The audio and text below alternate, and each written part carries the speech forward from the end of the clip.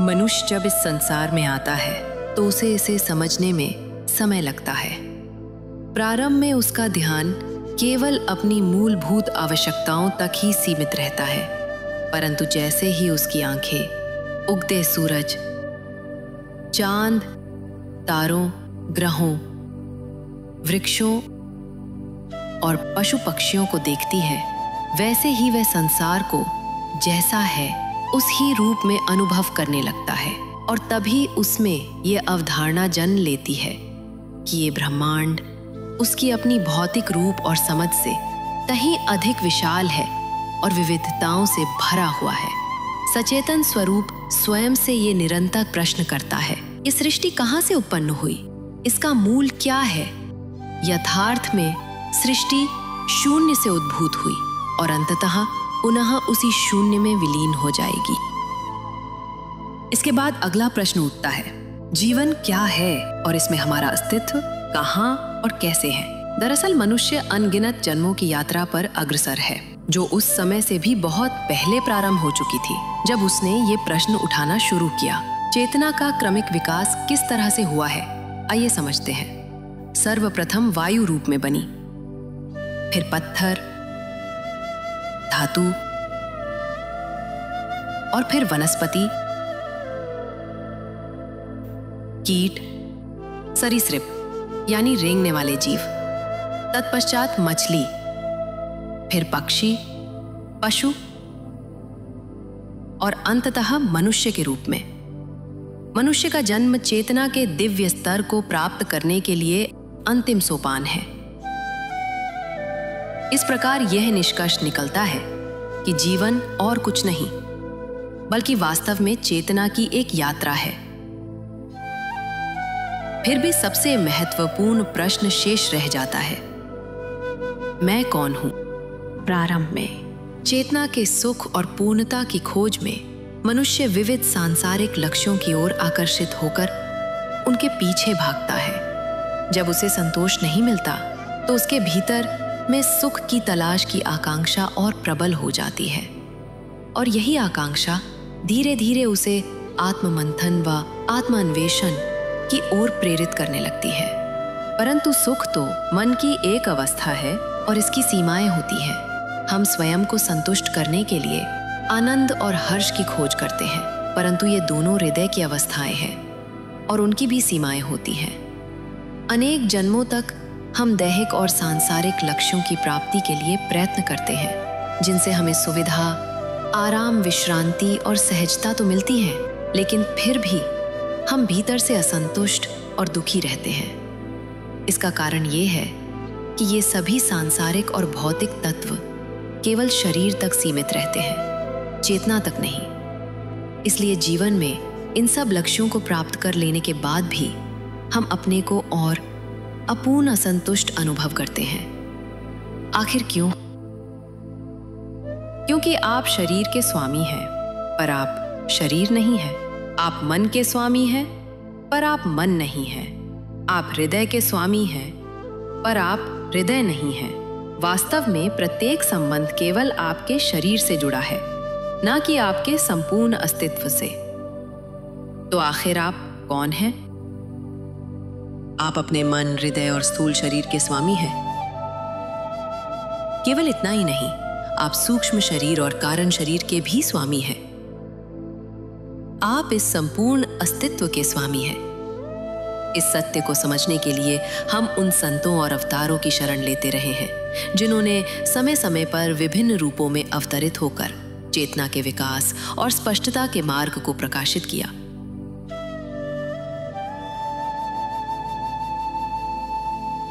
जब साधक स्वयं से प्रश्न करता है, मैं कौन हूं, जैसे जैसे उसका अस्तित्व निर्मल और विस्तृत होता जाता है, तो फिर सब कुछ उसकी चेतना को स्पष्ट हो जाता है। वो जान लेता है, मैं सब कुछ हूं और मैं कुछ भी नहीं हूं, और उसी समय मैं सब कुछ से परे भी हूं और कुछ नहीं से भी परे हूं। अब मुझे ज्ञात हो गया कि मैं ही सर्वत्र स्वामी हूं। लेकिन प्रश्न ये है कि इस स्वामित्व को हम वास्तव में कैसे अनुभव करें? क्या कोई तरीका है जिससे यह अनुभव किया जा सके? कि आप इस संपूर्ण अस्तित्व के स्वामी हैं। इतिहास ऐसे महान व्यक्तित्वों से भरा हुआ है जिन्होंने आत्म साक्षात्कार अहम ब्रह्मास्मि, अनल हक, आई एम दैट प्राप्त करने के लिए विविध सिद्धांत और साधन प्रदर्शित किए। इसके लिए योग के अनेक मार्ग हैं। योग के विविध रूप: हठ योग, मंत्र योग, राजयोग, ज्ञान योग, तंत्र योग, भक्ति योग, क्रिया योग और सिद्ध महायोग। ये सभी अपने आप में विशिष्ट और प्रभावशाली तरीके हैं जो कि साधक को आत्म साक्षात्कार तक ले जाते हैं। इन्हीं में से कुंडलिनी योग एक अद्वितीय साधना है जिसमें हठ योग, राजयोग और ज्ञान योग के तत्वों का समन्वय है। यह साधना प्राण, मन और आत्मा को एक क्रमबद्ध प्रक्रिया से जोड़ती है।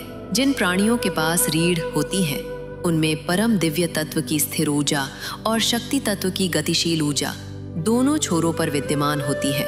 इन दोनों का सामंजस्य एक ऐसी समग्र शक्ति उत्पन्न करता है जो साधक को अद्वैत की अवस्था तक ले जाता है। कुंडलिनी योग साधनाओं की एक ऐसी क्रमबद्ध प्रक्रिया है जिसमें प्राण, मन और आत्मा का समावेश होता है। यहाँ प्राण हठ योग का विषय है, मन राजयोग का विषय है और आत्मा ज्ञान योग का विषय है। आइए पहले समझते हैं कि ये कुंडलिनी ऊर्जा क्या है। कुंडलिनी शब्द संस्कृत के कुंड से बना है जिसका अर्थ है जलाशय या गड्ढा, और कुंडल शब्द का अर्थ है सर्पिल यानी घुमावदार रूप से लिपटा हुआ। ये कुंड एक त्रिकोणीय ऊर्जा क्षेत्र है जो मूलाधार चक्र के नीचे स्थित है। यही कुंड जीवन और विनाश का मूल स्रोत है।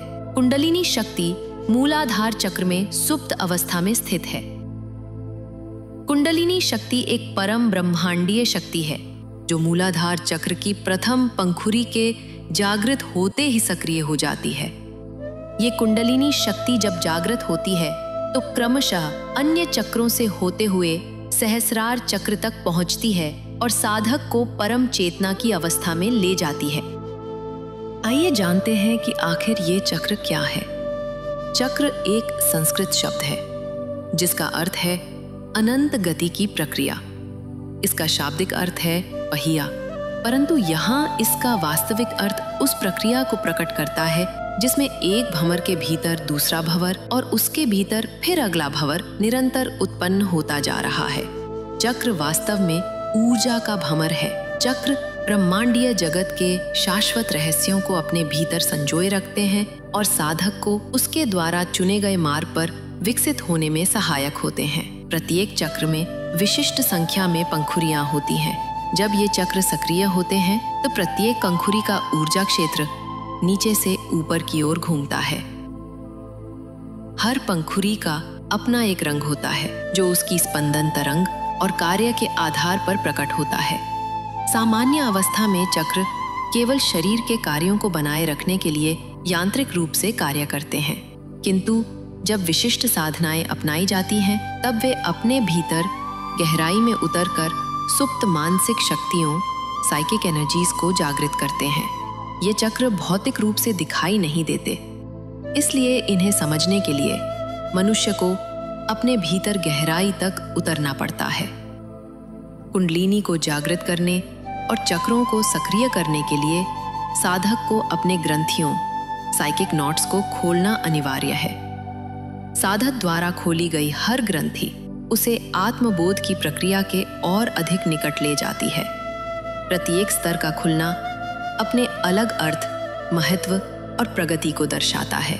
चक्र मुख्यतः कुल 7 प्रकार के होते हैं। चक्रों की 7 प्रमुख अवस्थाएं हैं। मूलाधार चक्र, मूल के आधार पर स्थित चक्र। स्वाधिष्ठान चक्र, जनन चक्र, नाभि के नीचे स्थित। मणिपुर चक्र, नाभि चक्र। अनाहत चक्र, हृदय चक्र। विशुद्धि चक्र, कंठ में स्थित चक्र। आज्ञा चक्र, भ्रू मध्य में स्थित तीसरा नेत्र। सहस्रार चक्र, सिर के शीर्ष पर स्थित चक्र। कुंडलिनी जागरण के पश्चात मूलाधार चक्र से ऊर्जा का अमृत प्रवाह ऊपर उठता हुआ क्रमशः सातों चक्रों से होकर गुजरता है और सहस्रार चक्र तक पहुंचता है, और तब साधक को परम चेतना की अवस्था में आत्म साक्षात्कार की प्राप्ति होती है। कुंडलिनी जागरण का सबसे प्रभावी और श्रेष्ठ मार्ग शक्तिपात है। शक्तिपात वास्तव में दो संस्कृत शब्दों शक्ति और पात का संयोजन है। यहां शक्ति का अर्थ है सार्वभौमिक एवं ब्रह्मांडीय ऊर्जा, और पात का अर्थ है उस ऊर्जा का साधक के शरीर में संप्रेषण होना या उतरने की क्रिया। ये ऊर्जा का संचार तीन शक्तियों के बीच होता है: परमात्मा, गुरु या आचार्य और शिष्य। जब एक अनुभवी और सिद्ध गुरु अपनी दिव्य ऊर्जा शिष्य पर संप्रेषित करता है, तब शिष्य की सुप्त कुंडलिनी शक्ति जागृत हो जाती है। जब गुरु की दिव्य ऊर्जा साधक की अंतर्निहित ऊर्जा से एकाकार होती है, तब वो कुंडलिनी को जागृत करने के लिए दिव्य आधार प्रदान करती है।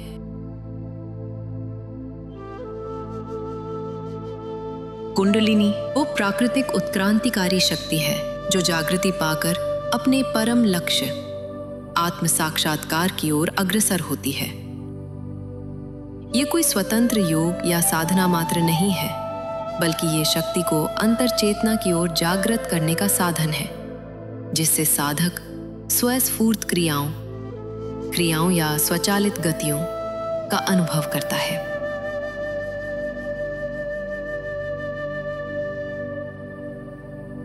आचार्य द्वारा कुंडलिनी जागृत होने पर ये स्वस्फूर्त गतियां अर्थात क्रियाएं साधक की चेतना की यात्रा की अवस्था पर निर्भर करते हुए प्रकट होती हैं। इन क्रियाओं में प्रगति पिछले जन्मों के संस्कार, पूर्व जन्मों के कर्मों के संचित बीज के कारण होती है। इस वीडियो में आप देख सकते हैं कि शक्तिपात दीक्षा के बाद कुछ लोग हंस रहे हैं, कुछ रो रहे हैं, कुछ लेटे हुए हैं और कुछ शांत व स्थिर है।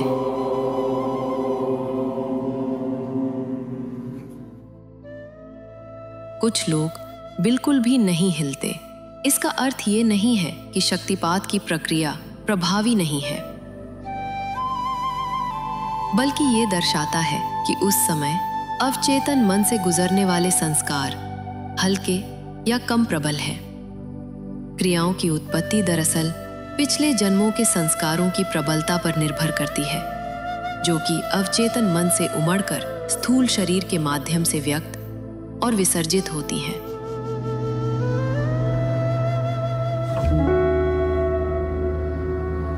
कुंडलिनी जागरण से जीवन में स्पष्टता, प्रेम, गहन समझ, करुणा, क्षमा और सकारात्मकता विकसित होती है, जो इस जीवन को और अधिक सार्थक तथा अर्थपूर्ण बना देती है। आने वाले वीडियो में सातों चक्रों और कुंडलिनी के रहस्य जानिए। हमसे जुड़े रहिए। और अधिक जानकारी के लिए विवरण में दिए गए लिंक पर जाएं और आचार्य डॉक्टर गौर के साथ कुंडलिनी जागरण के ऑनलाइन शक्तिपात सत्रों के बारे में जानें और सम्मिलित होकर इसका लाभ उठाएं।